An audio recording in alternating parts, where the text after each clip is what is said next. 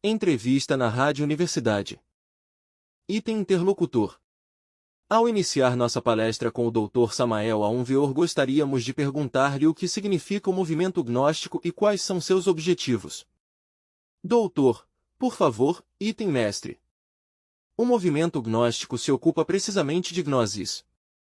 Gnosis é uma palavra que significa conhecimento, sabedoria, abarca os 4 aspectos que poderíamos denominar ciência, filosofia, arte e, como sequência ou corolário, mística transcendental.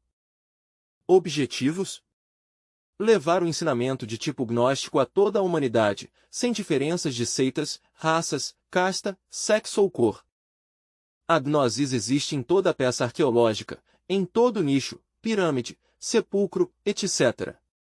O interessante é, precisamente, extrair a gnosis, sabiamente segundo regras, de entre as distintas peças arqueológicas, achadas não somente em nossa pátria mexicana, senão em todas as latitudes do mundo. Item interlocutor. Doutor, dentro dos ensinamentos gnósticos científicos, falaze muito da Atlântida. Poderia ilustrar-nos o senhor a respeito? Item mestre. Certamente, a Atlântida de Platão deixou de ser simplesmente um mito e se converteu em um fato concreto, real e efetivo. Há pouco, na Espanha, um grupo de cientistas se preparava para a exploração da Atlântida. Obviamente, tem sido descoberta no oceano que leva seu nome. Bem sabem os espertos em matéria marinha, que existe uma plataforma no fundo do mar, existente entre Europa e América. Inquestionavelmente, tal plataforma é a Atlântida. Em algum tempo, este continente esteve à flor do mar, como se diz, isto é, existiu, e nele viveram muitos milhões de seres humanos, se estendia de sul a norte, teve uma poderosa civilização e mais tarde se afundou entre as bravias ondas do oceano. Indubitavelmente, a Atlântida desapareceu em consequência do 4º movimento que existe em nosso mundo Terra. Quero referir-me em forma enfática ao movimento de revolução dos eixos da Terra, porque não somente existe o movimento de rotação, nem somente o de translação, ou balanço, há um 4º movimento, conhecido pela ciência astronômica, que é o de revolução dos eixos da Terra. Assim que quando os eixos da Terra passaram por essa tremenda revolução periódica, a Atlântida foi submersa entre as ondas do oceano. Uma verticalização dos polos foi mais que suficiente como para que os mares mudassem de leito e a Atlântida ficasse sepultada entre o oceano. Provas da existência da Atlântida, as há milhões. Por agora, havemos de recordar nós os jarros encontrados entre as ruínas da antiga Troia, descobrimento que fizesse o arqueólogo Sally Eman, alemão, jarros de mármore, pedra ou louça, isto é, de distintos materiais, em cujo fundo se acharam moedas com a assinatura do rei Cronos, de Atlântida, e esse mesmo tipo de jarros se encontrou em Tijuanaco, Centro-América, com as mesmas moedas e as mesmas assinaturas do rei Cronos, de Atlântida. Placas comemorativas do acontecimento Atlante, as há em Lhaça e também em Centro-América, Tijuanaco, onde se recorda que o país das lomas de barro, Atlântida, foi submersa entre o fundo do oceano, depois de uma grande catástrofe, e todos os livros dos povos antigos, refiro-me aos códices do Oeste e do Oeste do mundo, recordam em suas sagradas escrituras tal acontecimento. Ademais, a questão racial é, por si só, bastante mais que suficiente como para dar testemunho da Atlântida. Vejamos, por exemplo, aqui, em nosso país, México, há certo tipo de yucatecos. Translademos, por um momento sequer, a Chichen Itza, encontraremos o olho oblíquo, próprio da raça japonesa, chinesa ou oriental. Isto é mais que suficiente como para indicar-nos um tronco comum, entre o Oeste e o Oeste. Obviamente, tal tronco é o único que nos pode explicar esta similaridade de raças. Ademais, se vamos à questão da linguagem, descobriremos, por exemplo, a Atlas, na antiga Grécia, carregando ao mundo sobre seus ombros, é raiz de Atlante ou Atlântida. Isto vem a recordar-nos, precisamente, ao grande continente submerso, não? Assim, à medida que vá passando o tempo e as investigações continuem, se irão tirando mais e mais provas da Atlântida. Mas o mais interessante é que se comecem já a tirar, do fundo do mar, muitas peças arqueológicas que acabem de tirar a dúvida da cabeça, aos que ainda duvidam. Item interlocutor. Dr. Samael Aunveor, se tem dito que os herdeiros da cultura da Atlântida poderiam ter sido os egípcios, ou os maias, ou talvez os incas. Que conceito poderia nos verter o senhor sobre estes conhecimentos? Item mestre. Bom, herdeiros da Atlântida os temos tanto no oeste como no oeste do mundo. E sem ir tão longe, recordemos nós que no Egito, atualmente, há pirâmides maias. Isto, por si só, é demasiado surpreendente. Não devemos esquecer, tampouco, o alfabeto Nagamaia, no Tíbete. O alfabeto maia, por exemplo, é similar ao Nagan tibetano, e até existe uma frase no Evangelho bíblico que se lhe atribui a Jesus, o grande Kabir. Disse que nos cumes do Calvário, pronunciou a frase, Eli, Eli, lama sabachthani. Os judeus se diziam a si mesmos, mas que quer dizer este? Talvez está chamando a Elias, ou a alguns dos profetas. Vamos ver se Elias vem auxiliar-lhe. Isso, movendo a cabeça em sinal de mofa, claro está que sim. Os judeus, realmente, não entenderam o significado dessa frase, não era frase hebraica, nem sânscrita, nem tibetana. Qualquer indito da Guatemala a sabe traduzir instantaneamente, refirou-me aos maias. Essa frase quer dizer, segundo os maias de Yucatão ou da Guatemala, me refúgio na prelva da tua presença. Assim pois que Jesus de Nazaré falava maia. Obviamente que o maia vem originalmente da Atlântida. Antes que aquele continente tão famoso se submergisse entre as bravias ondas do oceano que leva seu nome, a raça maia já tinha se estabelecido no Oriente e no Ocidente do mundo. Ela colonizou o Tíbete e também o Egito, e testemunhos os temos no alfabeto Nagamaia do Tíbete e também nas pirâmides egípcias. Assim, pois que tanto o este como o oeste do mundo herdaram da Atlântida prodigiosos conhecimentos. Item interlocutor. Doutor, a que se deve que haja tanta similaridade entre todas as culturas universais que conhecemos e que em todas se achem edificado pirâmides? Item mestre. Precisamente, isto se deve ao tronco comum Atlante. Seria impossível que houvesse tanta similaridade entre o oeste e o oeste se não existisse um tronco comum. Indubitavelmente, a Atlântida fala por si mesma. Restos da Atlântida temos nas Antilhas e também o arquipélago das Canárias. Ainda mais, conceituo que a mesma Espanha foi um pedaço de Atlântida. A mesmíssima Espanha.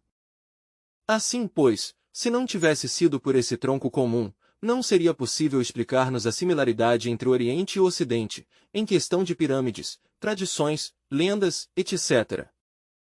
Item interlocutor. Dr. Samael Aunveor, em 1947, em umas cavernas perto do Mar Morto, encontrarão-se os hoje famosos e chamados rolos do Mar Morto. Que pode nos dizer o senhor a este respeito? Item mestre. Certamente, os rolos do Mar Morto são propriedade dos essênios. Lograrão-se tirar rolos metálicos, custou bastante trabalho sua devida interpretação e tradução, máxime quando houve que cortá-los em forma de pequenas lamínulas, frase por frase. Mas se logrou com um bom êxito e hoje os temos em nosso poder, que é o que conta. Trata-se da sabedoria dos essênios, uma seita hebraica antiga, com grandes conhecimentos arcaicos. Dita seita vivia, precisamente, às margens do Mar Morto. Os essênios, antes de tudo, foram sábios no sentido mais completo da palavra. Conheceram a sabedoria antiga e se dedicaram a trabalhar sobre si mesmos, falo desde um ponto de vista psicológico. É óbvio que lograram grandes transformações dentro do psicossomático, do místico sensorial e também dentro do transcendental. Conseguiram o despertar da consciência. Que mais? Item interlocutor.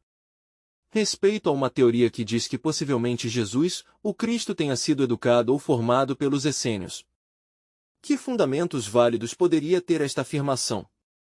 Item mestre. Bom, o que sucede é que nos rolos do Mar Morto se cita ao mestre da retidão, existente uns 5 séculos antes de Jesus, e se tem confundido, na verdade, ao mestre da retidão, citado pelos essênios, com Jesus histórico, o grande Kabir. Mas há que saber entender que o citado mestre da retidão, mencionado pelos essênios, não é propriamente histórico no sentido concreto da palavra. Tem Amolo como o protótipo psicológico individual do ser humano. Entendido assim, não teríamos confusões de nenhuma espécie. Obviamente que a parte superior do ser em toda criatura humana, segundo antigas teogonias e velhas tradições que se perdem na noite aterradora de todas as idades, é crística em grande maneira. Lágrima dá, verdadeiramente, que hoje se tenham esquecido esses conhecimentos arcaicos. Devido a tal esquecimento, a humanidade tem caído em uma espécie de antropomorfismo muito grave. Por isso não é estranho que nestes tempos se faça do Cristo um personagem meramente histórico, ou antropomórfico, quando deveria fazer-se dele, o que verdadeiramente é ele, um protótipo de perfeição humana, em cada um de nós. Item interlocutor. E respeito também aos rolos do Mar Morto, pois, fez-se um grande rebuliço em razão de seu descobrimento e de todas as peripécias para decifrá-los. Mas também tenho entendido que logo houve um grande silêncio a esse respeito, isto é, deixou-se de falar por muito tempo desse grande descobrimento. Poderia o senhor nos indicar alguma razão, que o senhor pense, para isso? Item mestre. Certamente existe, e de muito peso, se em princípio a gente se entusiasmou pelo tal descobrimento, depois se esfriou ao não poder entender o sentido de tais rolos, e por último se atiraram ao esquecimento. Sem embargo, há gentes que ainda estudam os rolos do Mar Morto. Creio que valeria a pena estudá-los, porque contém ensinamentos esotéricos transcendentais que, devidamente compreendidas, poderiam iluminar muitos rincões obscuros de nosso entendimento. Item interlocutor. Dr. Samael A. Veor, em todos os livros antigos, em todas as antigas tradições e lendas da humanidade, dizemos, assim, lendas porque às vezes não alcançamos a compreender o que encerram, em si mesmas, tem-se falado de que antigamente existiam objetos voadores. Em O Ramayana, fala-se de guerras nucleares ou algo que poderia se assemelhar, de naves voadoras, e em todas as antigas culturas se fala também desses objetos. Então gostaríamos que dissesse, a nosso público radioescuta, haviam objetos que pudessem vir de outros planetas, que tipo de gentes vem dentro dessas naves, se são extraterrestres, ou se são gentes que habitaram em nosso planeta há muitos milênios, e que por diversas circunstâncias e ciclos da vida se foram acabando essas civilizações. Gostaríamos que nos dissesse algo sobre isso, Dr. Samael A. Veor. Item mestre. Com o maior gosto conversaremos um pouco sobre estas inquietantes questões, relacionadas precisamente com os extraterrestres. No que a mim compete, tive experiência direta com os mesmos. Para mim não são questão, meramente, teórica ou utópica, senão que em realidade de verdade os conheci, diretamente. Vem à minha memória, neste momento, um encontro com extraterrestres, achava-me precisamente no Deserto dos Leões, no Distrito Federal. De pronto, um objeto voador não identificado desceu em um claro do bosque. Movido pela curiosidade me dirigi ao lugar e grande foi minha surpresa ao achar uma nave cósmica redonda, achatada, sustentada sobre um tripé de aço. Abriu-se uma escotilha e um homem desceu por uma escadinha. Atrás dele, vinham umas 11 pessoas, delgadas todas, de média estatura, pele cor de cobre, amplas testas, de olhos azuis, fisionomia nobre, etc. Acerquei-me ao que considerei o capitão da nave, o homem que desceu adiante. O saudei, e grande foi meu assombro quando ele me contestou em perfeito espanhol. Tudo pensava, menos que os extraterrestres falassem espanhol. Em geral, todos os da nave se sentaram em uns troncos de madeira, árvores que tinham sido derrubadas, que estavam ali no solo. Roguei ao capitão, dizendo-lhe: sou escritor, gostaria que me levasse a outro planeta do espaço. Perguntou: a que planeta? Disse: a Marte. Resposta: isso está ali não mais. Outra resposta que foi para mim surpresa. Ali não mais, disse a mim mesmo. E o disse aquele homem com tanta naturalidade, como se tratasse de ir à loja da esquina. Todas minhas súplicas foram inúteis. Manifestei-lhe que desejaria escrever algo sobre a vida em outros mundos, trazer provas para convencer aos terrícolas. Esclareci-lhe que os terrícolas são céticos em 100%, incrédulos e materialistas, que de nada serviria que eu fosse a outro planeta se não trouxesse provas, porque ainda que um se ajoelhasse, chorando lágrimas de sangue para convencer aos terrícolas, Estes não lhe creriam por nada da vida, se não lhes traz algo. Há que lhes trazer um aparelho, um animal, ou de perdida uma pedra rara, por lá, estranha, algo, porque são tremendamente incrédulos, e materialistas. Bom, expus ao capitão tudo o que pude, guardou silêncio. Uma das damas, porque haviam duas na tripulação, se pôs de pé e disse: se nós colocamos uma planta que não é aromática junto a outra que sim o é, a que não é aromática, é claro, que se impregnará com o aroma da que sim o é, verdade? Respondi: claro está. Logo continuou: o mesmo sucede nos mundos. Mundos que no passado andavam mal, com humanidades perversas, se foram impregnando, pouco a pouco, com as vibrações dos mundos vizinhos e agora andam muito bem. Mas acabamos de chegar ao planeta Terra, como o senhor vê, e aqui não sucede o mesmo. Que é o que se passa neste planeta? A pergunta foi terrível, tive que refletir profundamente, antes de contestar. Ao fim disse: bom, é que este planeta Terra é uma equivocação dos deuses. Mas, arredondei meu conceito, continuando com as seguintes palavras: este é o karma dos mundos. Karma é uma palavra oriental que significa causa e efeito, tal causa, tal efeito. A dama, com uma vênia, assentiu, a outra dama fez o mesmo, e toda a tripulação. Posteriormente, puseram-se de pé. Compreendi que iam se retirar, instantes que aproveitei, para voltar outra vez, a reiterar-lhe ao capitão minha demanda. Aquele homem, por último disse: no caminho iremos vendo, e isto disse a tempo, que levantava o dedo índice solenemente. Compreendo que são aqueles homens, falam pouco e dizem muito, a palavra é ouro para eles e nunca faltam à sua palavra. Alegrei-me com aquelas palavras. Apertamos as mãos e toda a tripulação regressou ao interior de sua nave. Retirei-me a prudente distância, considerando que a radiação poderia acabar comigo, e pude ver, de longe, o instante em que aquela nave girava sobre seu eixo e se elevava, até perder-se no infinito. Isso me sucedeu, e desde esse dia, para mim, a questão dos extraterrestres é algo muito sério. Tirou-me a curiosidade, confesso, compreendi que para poder chegar a converter-me em um viajante intergaláctico, necessitaria primeiro acabar com meus defeitos psicológicos. Sei que enquanto não seja eu um homem suficientemente digno como para poder ingressar a essa tripulação, não farei mais que suspirar. Estou dedicado agora, precisamente, a corrigir meus defeitos, a fim de, um dia, lograr ingressar a essa nave. Creio que algum dia voltará esse capitão por mim, que cumprirá sua palavra. Penso que se trata de viajantes intergalácticos, assim o intuí. Não há dúvida de que aquela nave que desceu no bosque, havia saído de entre o ventre de alguma nave-mãe que ficará em órbita. No Equador aconteceu algo histórico. Com maior sorte que a minha, certo indivíduo 20 que estava afiliado a uma escola oriental, muito de manhã foi visitado por alguns extraterrestres. Levou Zé em uma nave até Ganimedes e demonstrou Zé a poderosa civilização ali existente. Propôs-lhe que ficasse a viver em Ganimedes, tratasse, entre parênteses, de um satélite que gira ao redor do planeta Júpiter. Júpiter tem 12 luas. Aquele indivíduo foi trazido de regresso à Terra, pois assim o rogou ele, para entregar seus bens materiais, seu automóvel, sua casa e propriedades em geral, a seu irmão.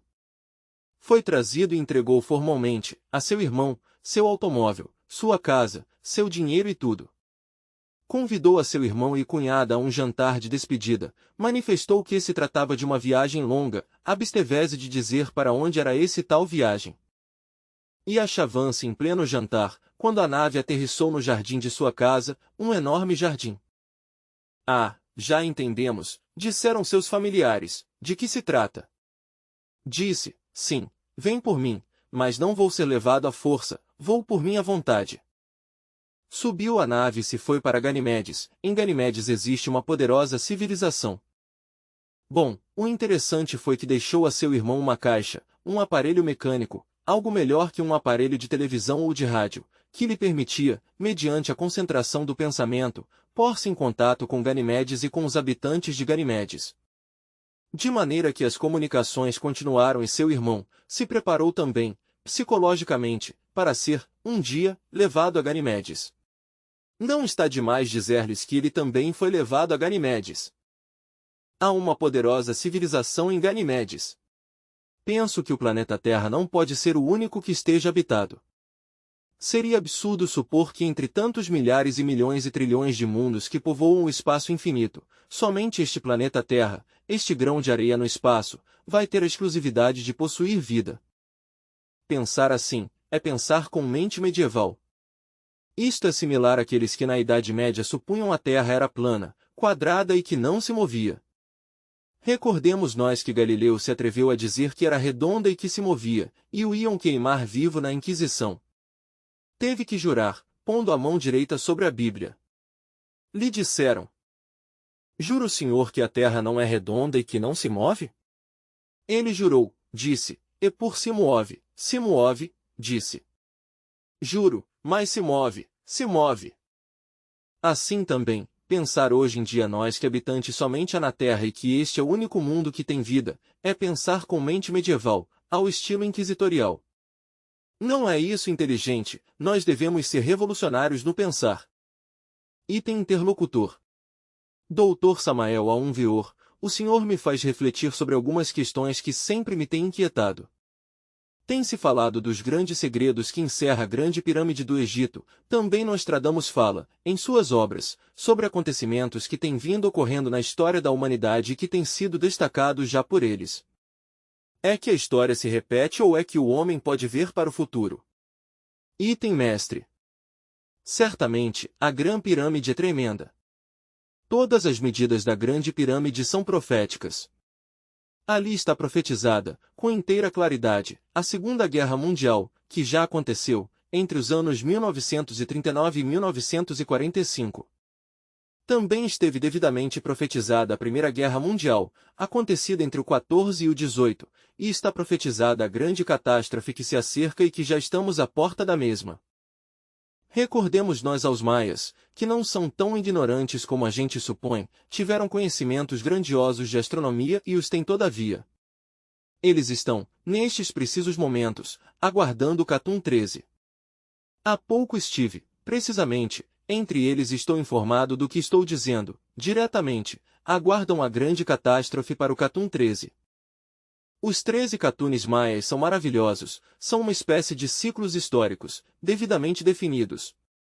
Os 12 Catunes anteriores se cumpriram com toda exatidão matemática, e nestes precisos momentos eles estão se preparando para o Catum 13, no que, se diz, haverá uma grande catástrofe que mudará a fisionomia geológica de nosso mundo Terra, em forma total e definitiva.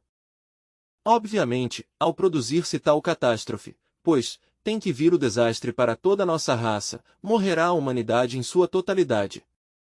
Sem embargo, penso também que um pequeno grupo pode salvar-se. Sempre, depois de toda a catástrofe, há sobreviventes.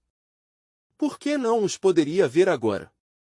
Sabemos que há um mundo gigante, colossal, imponente, que vem rumo à Terra, que segue uma órbita definida. Trata-se de um mundo que pertence a outro sistema solar. Quero referir-me, em forma enfática, ao sistema solar de Tilar. Esse mundo colossal tem, em realidade de verdade, uma órbita tremenda, enorme. Quando chegou ao final da época lemúrica, continente outrora situado no Oceano Pacífico, o fogo dos vulcões entrou em erupção, e através de 10.000 anos de terremotos foi desaparecendo aquele gigantesco continente, até que se acabou definitivamente. Foi coberto pelas águas do Pacífico. Restos de Lemúria? Temos toda a Austrália e a Ilha de Páscoa, situada frente ao Chile. Quando chegou ao final da época a raça Atlante, produziu-se a revolução dos eixos do mundo. Então os mares mudaram de leito e tragaram a esse grande continente, com toda a sua poderosa civilização. E já vem novamente esse mundo colossal. Obviamente que trará uma grande catástrofe, trata-se de Barnard, segundo os astrônomos. Agora bem, o que estou afirmando não é a priori, tem documentação. Em nossa instituição temos, em realidade de verdade, um mapa cosmológico, traçado, não por nós, senão pelos observatórios de astronomia, é de ordem oficial.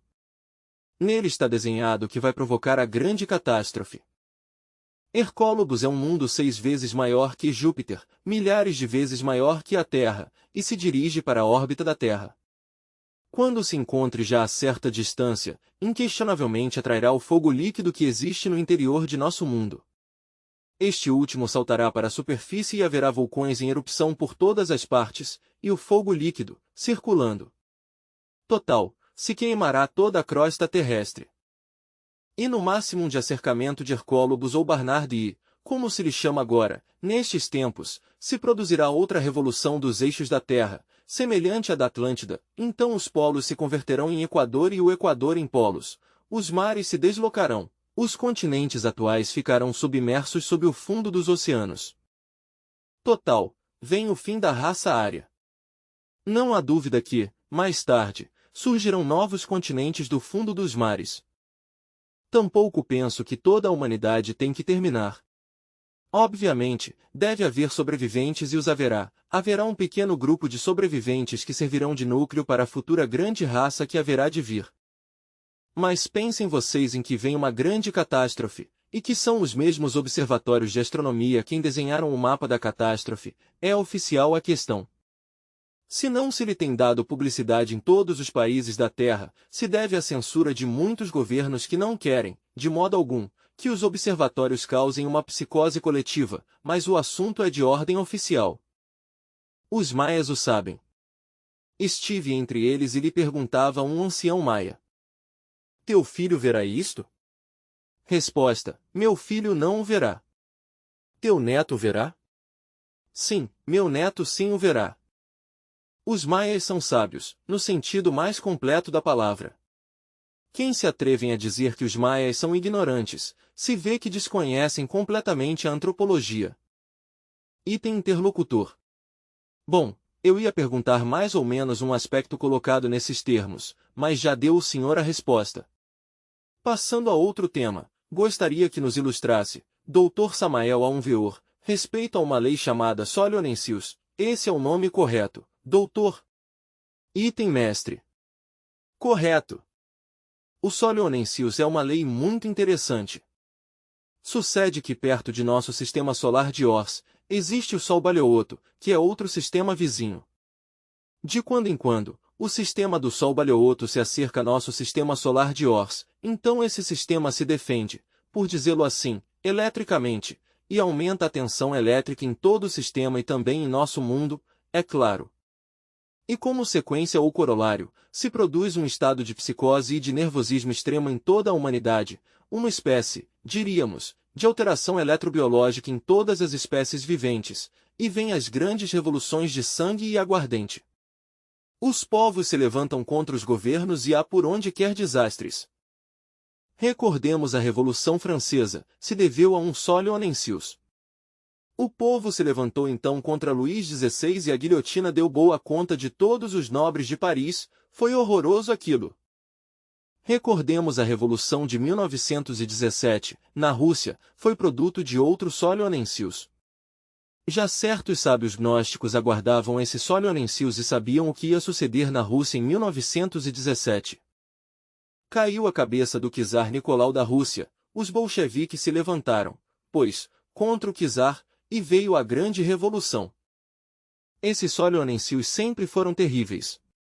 No Egito houve outro.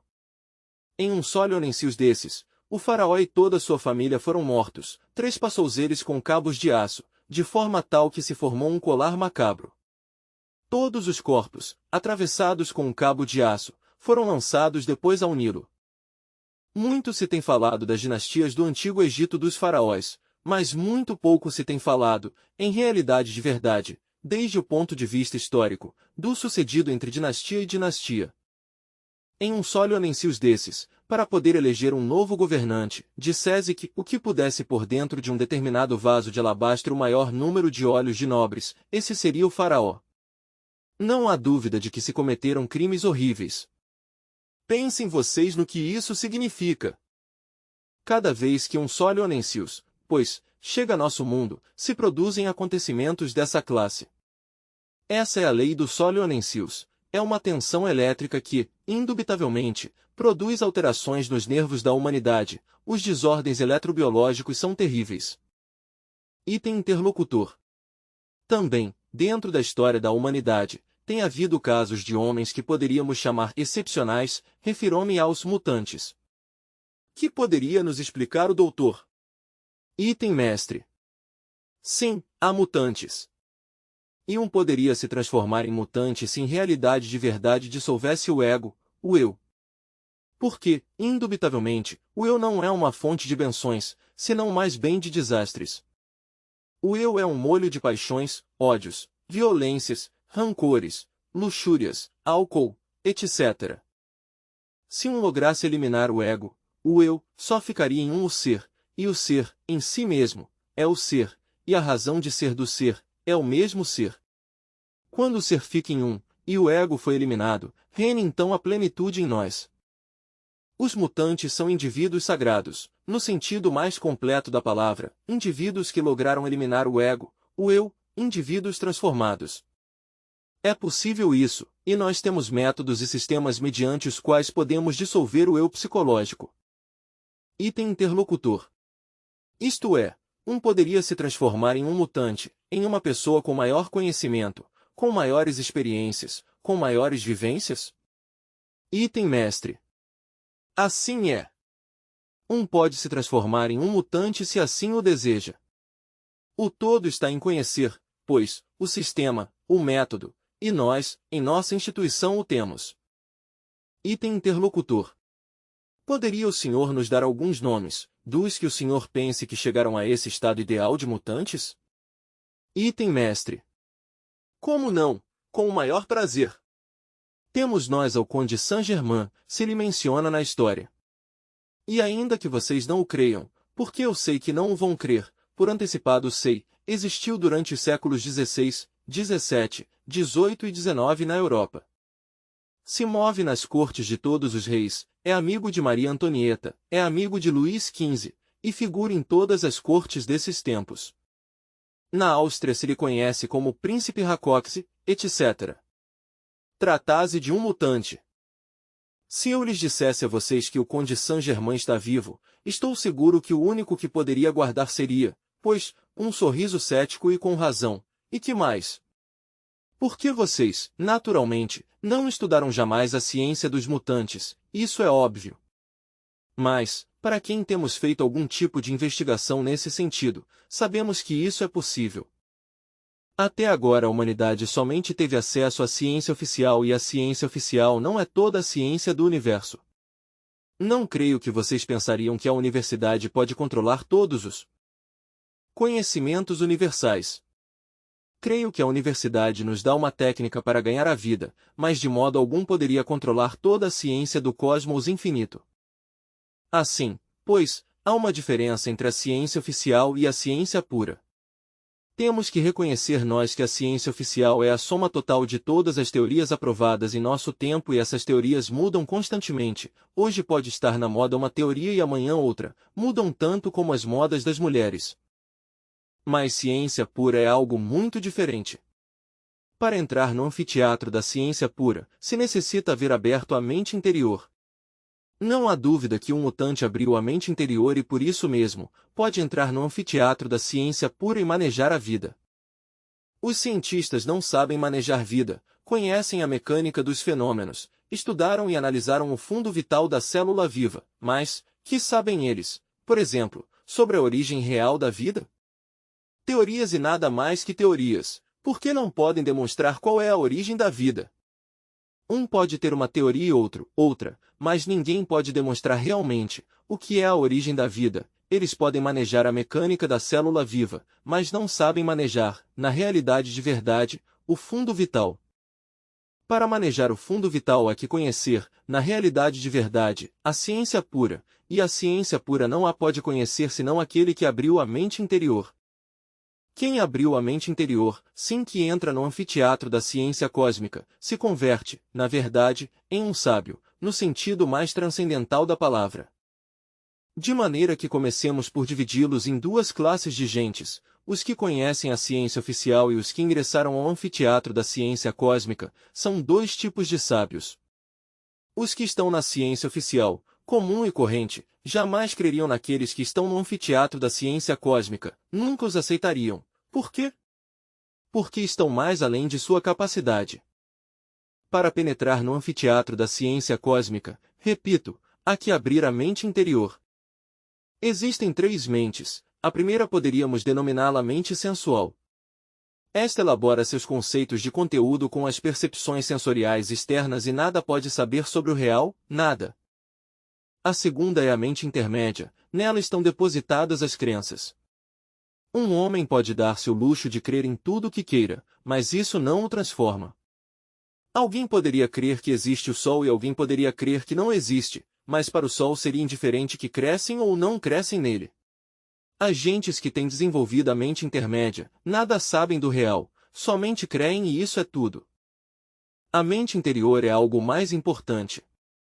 Quem abre a mente interior, de fato tem percepção direta do real.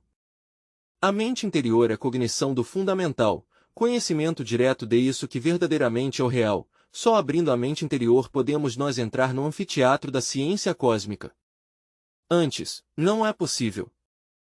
Por isso, se eu lhes digo a vocês que o Conde Saint-Germain vive nas épocas atuais e tem o valor de declará-lo, estou também absolutamente seguro que isso não o crerá jamais ninguém. Por quê? Porque ninguém abriu a mente interior, mas quem a abriu, sabem que sim existe o Conde Saint-Germain. Item interlocutor. Poderia nos dizer o nome atual, ou quem é atualmente? Item mestre. Testemunho A1, e muito sério. Tratase de Giovanni Papini, o menino consentido do Vaticano, que, entre parênteses, fora excomungado por haver escrito seu livro O Diabo. Ele dá testemunho em sobre o Conde Saint-Germain, e Giovanni Papini é um escritor muito sério, tem uma pena de ouro. Viajava ele pelo Oceano Índico, no ano 1939, recém havia começado a Segunda Guerra Mundial, e sobre o convés viu a um personagem verdadeiramente enigmático. Resolveu abordá-lo. O homem se manifestou acessível, logrou sua amizade, não teve inconveniente algum em mostrar-lhe seus papéis de identificação, tratava-se do Conde Saint-Germain. Regressava da Europa, havia se entrevistado com os homens de Estado, havia tratado de aconselhá-los para que não cometessem o erro de lançarem-se à guerra, mas como quer que os encontrou tão empenhados na dura batalha, não lhe restou mais remédio que regressar para a Ásia. Em Calcutá, onde se deteve o barco, o Conde Saint-Germain saltou à terra. Ali o receberam um grupo de veneráveis anciãos, lamas tibetanos que tinham vindo por ele. Com ele se foi. Manifestou o Conde Saint-Germain a Giovanni Papini, que ele regressaria novamente ao mundo ocidental, no ano de 1999, que agora marcharia para seu santuário do Tíbete. Eis aí o caso de um mutante. Os mutantes existem, ainda que a gente não o creia. Assim que lhes diria a vocês como Galileu, e por Simuov. Item interlocutor. Doutor Samael A1 Veor, por que a data transcendental de 1999 se lhe tem feito tanta ênfase? O senhor acaba de mencioná-lo, com o Conde de Saint-Germain. Nostradamus também o cita, como uma data que vai ser transcendental para a história da humanidade. Que poderia nos dizer o senhor a esse respeito? Item mestre. Certamente, é uma data bastante discutida. Nostradamus põe o ano 1999 como o ano da grande catástrofe. Assegura que um rei muito terrível, diz, assaltará a Paris desde o céu.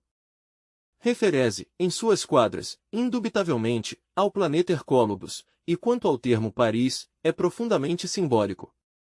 Propriamente está fazendo alusão, pois, ao planeta Terra em geral, porque a linguagem de Nostradamus é assim, alegórico.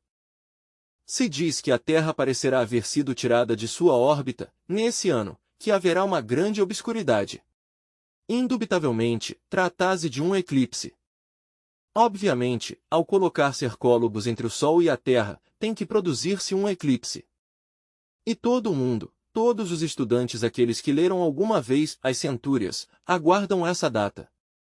Sem embargo, os maias afirmam que só até no Catum 13 virá essa catástrofe, e os maias colocam essa catástrofe por o ano 2043. De maneira que há dois conceitos nisso. O um é o de Miguel de Nostradamus, o grande astrólogo e médico, e o outro é o dos maias de Yucatán. Eu, francamente, creio que o acontecimento pode acontecer no Catum 13. Nisto estou com os maias. Item interlocutor. Mudando um pouquinho de tema, doutor, que poderia nos dizer o senhor acerca do karma? Item mestre. Bom, karma é uma palavra que significa causa e efeito. Toda causa produz seu efeito e todo efeito pode converter-se em causa. Essa é a palavra karma, lei de ação e consequência.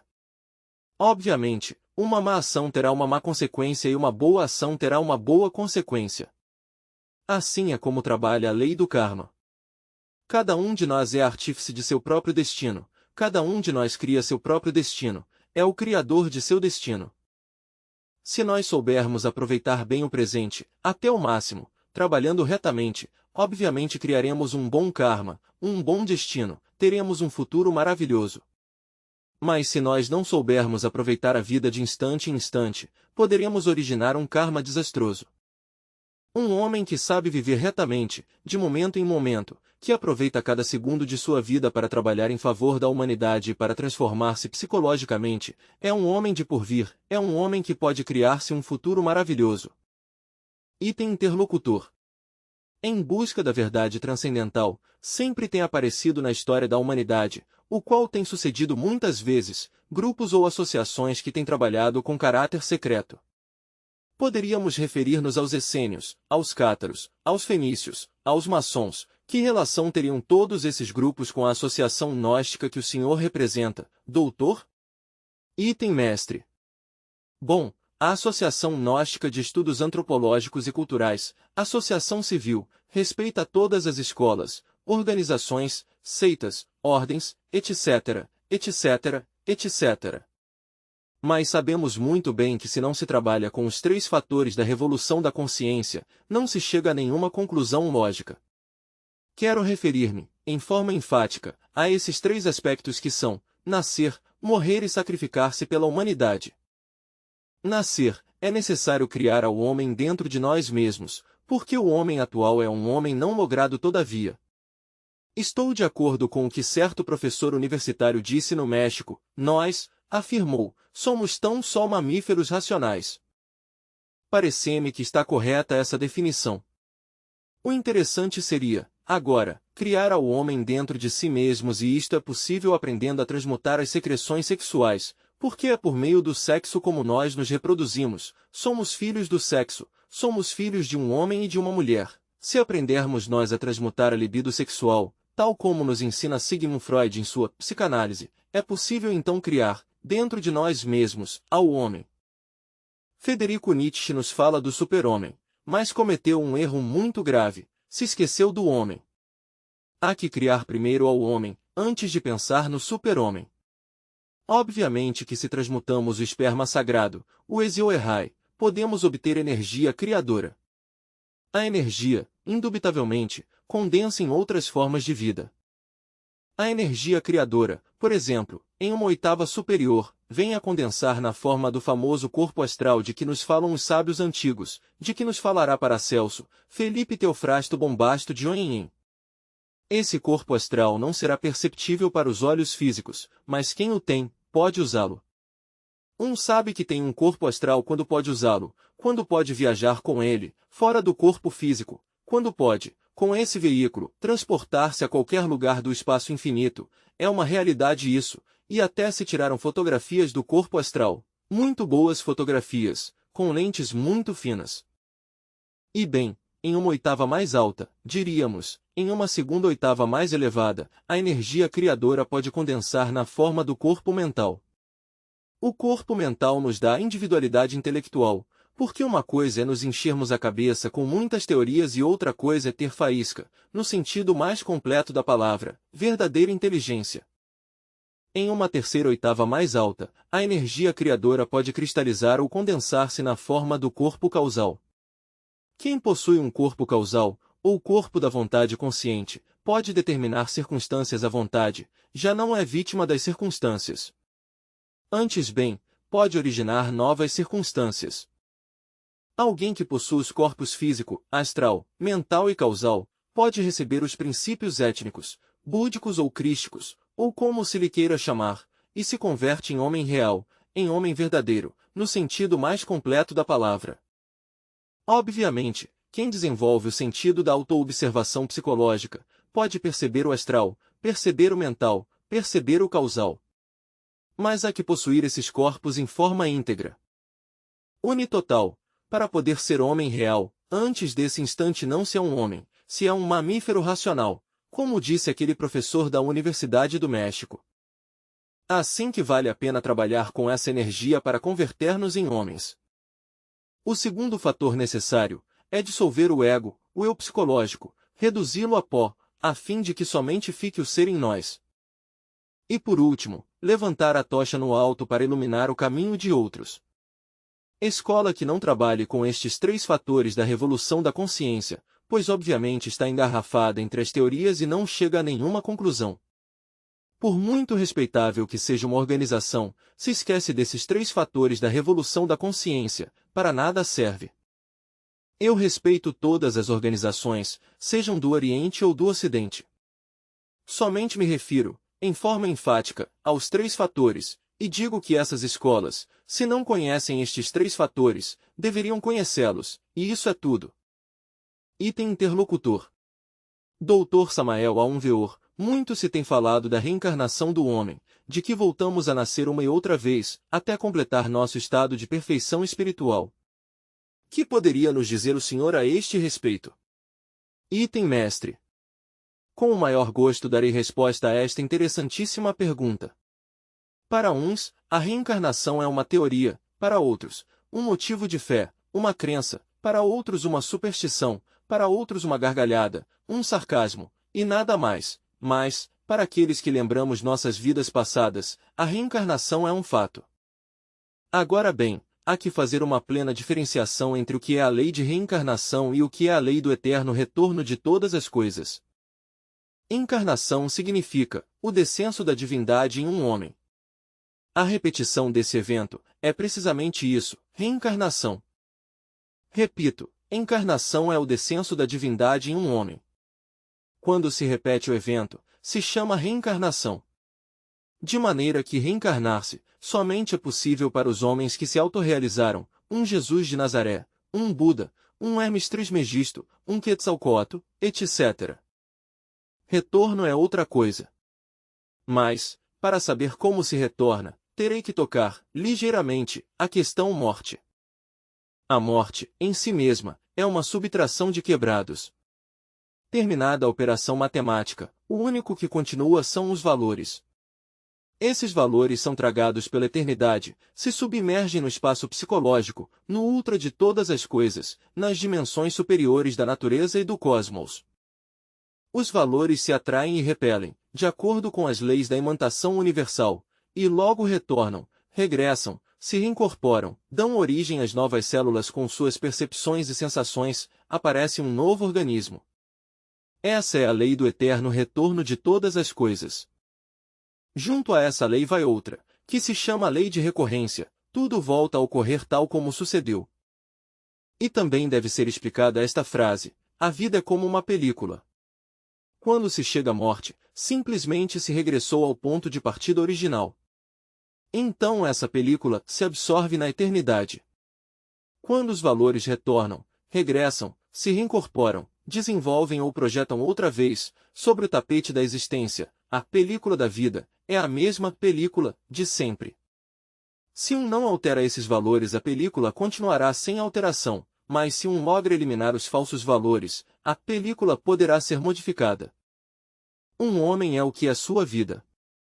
Se um homem não trabalha sobre sua própria vida, está perdendo tempo miseravelmente. Nós, os gnósticos, queremos fazer de nossa vida uma obra-prima. Quando logramos, conseguimos a liberação final. Mas há que trabalhar sua própria vida, modificá-la, transformá-la radicalmente, e isso somente é possível eliminando, de nossa natureza psicológica, os elementos psíquicos indesejáveis, ira, cobiça, luxúria, inveja, orgulho, preguiça, gula, etc.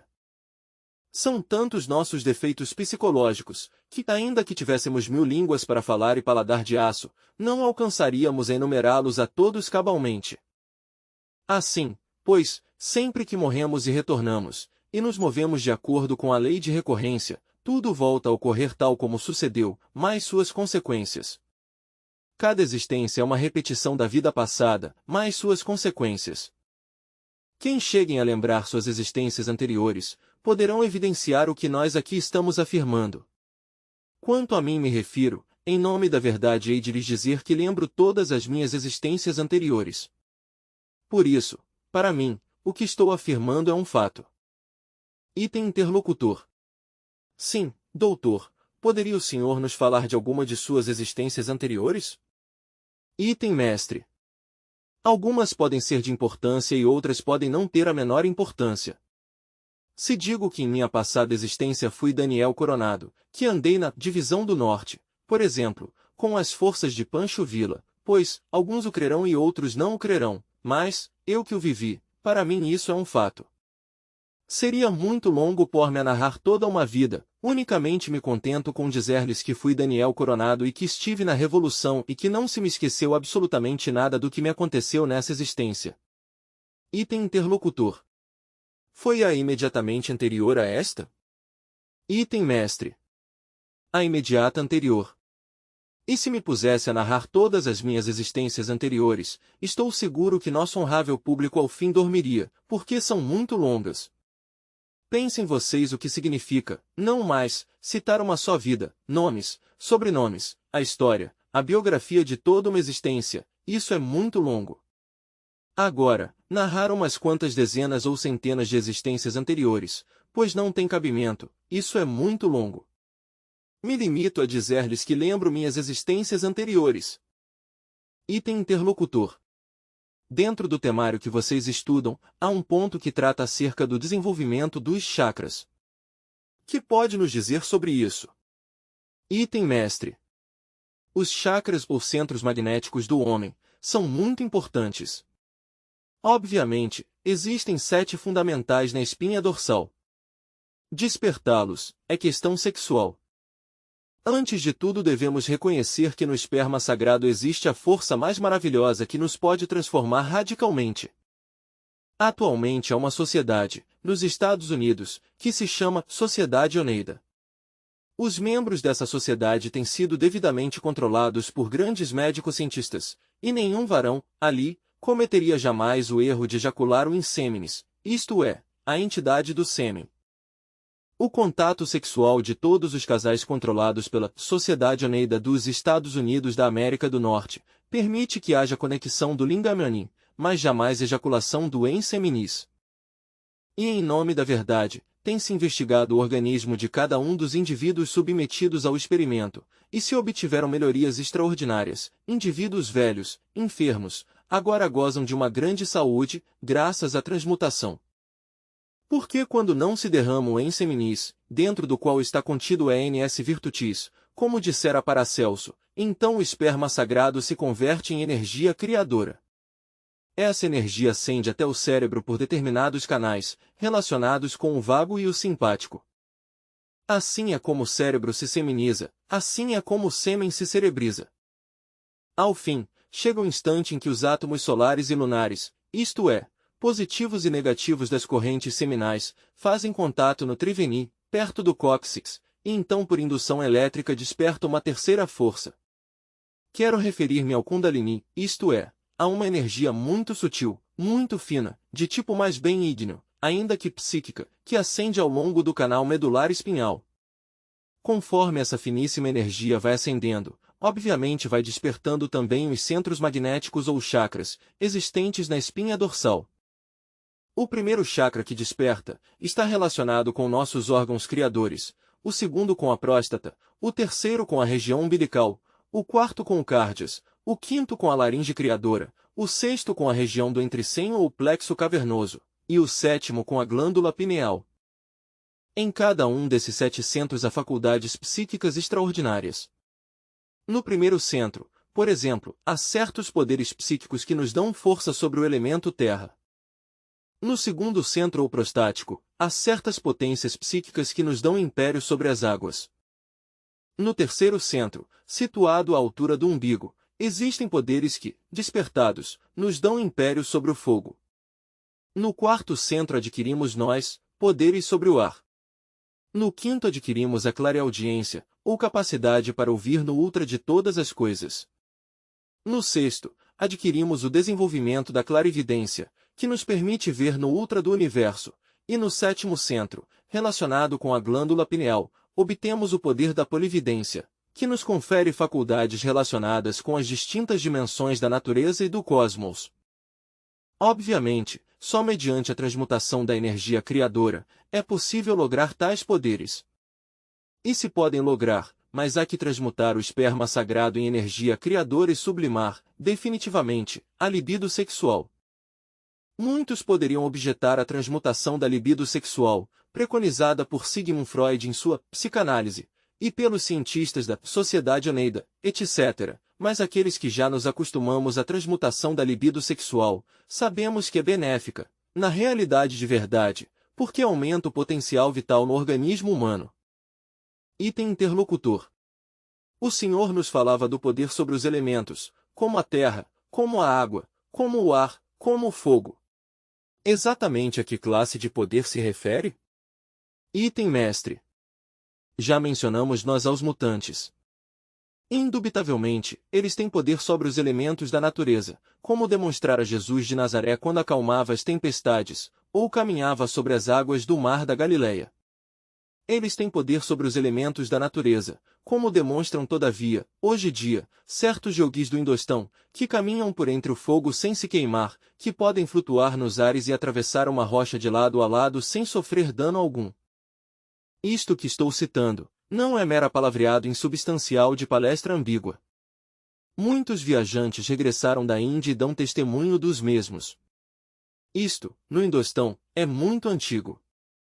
Todavia existem ordens, sociedades, lojas, que estão dirigidas por verdadeiros mutantes, no sentido mais completo da palavra. Item interlocutor. Dr. Samael Aunveor, crê o senhor que esta humanidade terá tempo de chegar ao grau de super-homem? Item mestre. Indubitavelmente, se a gente o propõe, o logra. Temos precisamente, em nossa instituição, todas as regras precisas para lográ-lo, temos métodos e sistemas que nos permitem chegar a essas alturas. O importante é, naturalmente, estudar e praticar. Item interlocutor. O super-homem, que virtudes deve reunir, ou que virtudes possuirá quando chega a esse grau? Item mestre.